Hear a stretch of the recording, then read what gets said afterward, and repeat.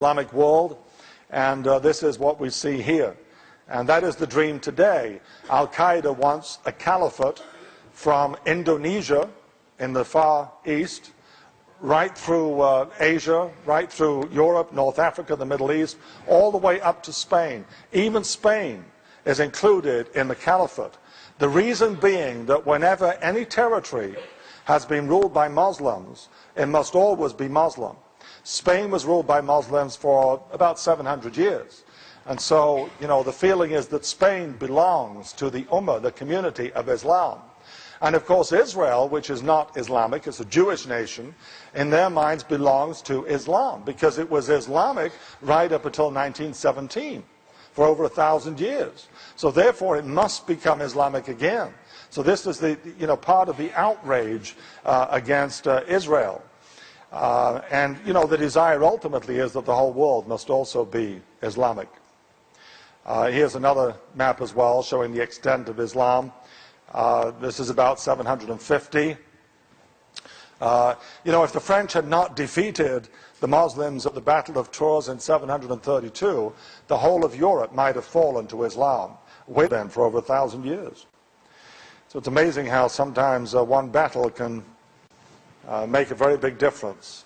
Here again is another map showing this expansion of Islam. There's a lot of these maps available. That one too. Now here's the Crusades. I mentioned that Islam and the West have clashed on a number of occasions, and the Crusades was one of those occasions. The first time was that battle in France in the 8th century, and then in 1095 the Pope called for a crusade against the forces of Islam. The Muslims had taken control of the Holy Land, and they were giving Catholic pilgrims trouble when they went there. So he called for a crusade against Islam. And for over 200 years, Europeans sent troops to the Middle East to fight the forces of Islam. And those Europeans were extremely cruel towards the Muslims and towards the Jews, and towards each other for that matter. And consequently, it's still remembered today. The word crusade is a highly emotive word in the Middle East. Shortly after September the 11th, President Bush called for a crusade against Islamic terrorism, and it was a very big mistake because it's been used against the US repeatedly since then. The word crusade reminds them of the Crusades from 1095 right up until around 1300. 200 years. During that time in the 1100s, for less than 100 years, the Kingdom of Jerusalem existed, which ruled the area which is basically today what we call Israel. And it was finally defeated. Saladin defeated it and drove the Crusaders out. But, the Islamic forces today are encouraged by that, because they feel that just as the Kingdom of Jerusalem was a Western colony in that area, so the Jewish nation of Israel today is similarly a Western colony. And just as they got rid of the Kingdom of Jerusalem in the 1100s, so they will get rid of Israel. So now here in the 13, 14, 1500s is the growth of the Ottoman Empire that was centered on Turkey. Now this empire again is not ancient history. The Ottoman Empire existed until 1922, so fairly recently, and it ruled Jerusalem for 400 years, from 1517 to 1917. The Ottoman Empire, as you can see, was very big. It took control of Southeast Europe, and in fact, twice in the 1500s and again in the 1600s, it tried to take the city of Vienna, right at the heart of Catholic Europe, and twice failed. But the Ottoman Empire was a major threat to Europe. And here you see this force, this Islamic force that was trying to, conquer the whole of Europe. So this is the second attempt then of, conquest of Europe by Islamic forces. But this is, not the second time that Islam and Christianity clashed. That has been going on throughout history, and again, we're seeing the same thing today, Islam and the Western forces clashing. I might just mention here, by the way, the West as a term was first applied to the Western Roman Empire. That during the time of Constantine in the 4th century, he established another capital in the east of Constantinople, which is now Istanbul, right up here. So the Roman Empire, had two halves. The west was this part, which was centered on Rome, and then the east was ruled from Constantinople.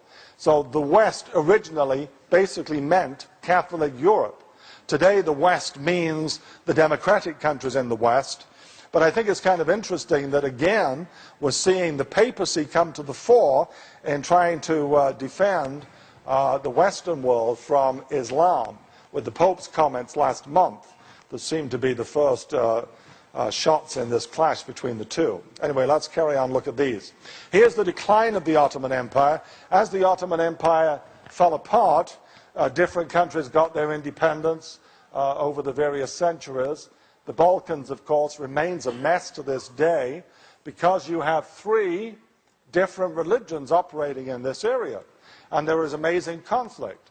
There is Islam. The Albanians are Islamic. The people of Kosovo are Muslims. Bosnia. But then you've also got the Orthodox religion in Serbia. And you have the Catholic religion in Croatia. And these 3 just don't get along with each other. So periodically you see these different conflicts. World War I began because of this, with a conflict that started in the city of Sarajevo in 1914.